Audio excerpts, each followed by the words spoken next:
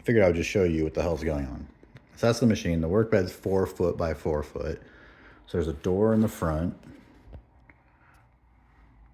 and then there's gonna be a door in the back, and there's plexiglass on the sides.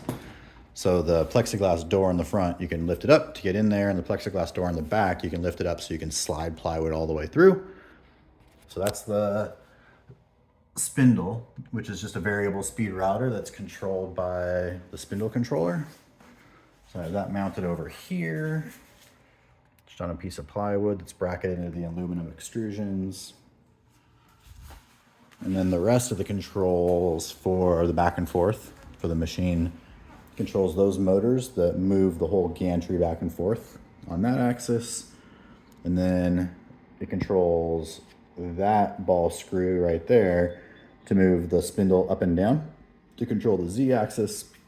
And then it also controls the motor that turns that ball screw to control back and forth. So that's the X axis, that's the Z axis, and this way is the Y axis.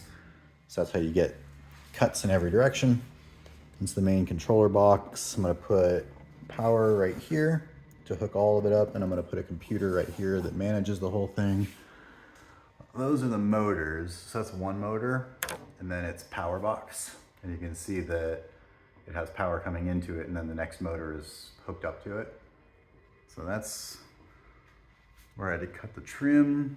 This is a network cable that's gonna have a camera on it. I'm gonna mount a camera right above the whole thing so I can look down, so I can monitor the cutting while it's happening from my office. So those are all the motors. You can see the chalk line up there is 6 foot by 6 foot. So I snapped that line just so I could make sure that all the cabinets and everything would open. But there's plenty of space for the cabinets, whether it's up or down, on each side. And then I can't make it go up or down. Here's the power. So that's the garage door opener, and then the first motor, and then they all chain together. I need to tuck all that away. I can't make the whole thing go up and down while I'm on the phone though, because the app is on the phone. So it's just hanging right now. But I'm gonna put some fold out. You can see these are the hinges for that front door out of plexiglass.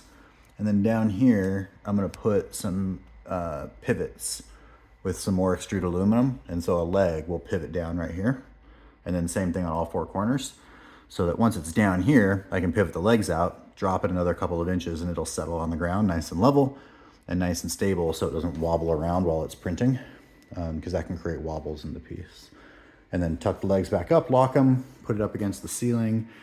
And the clearance, so these bars here, from the bottom of this thing to the top is 33 inches.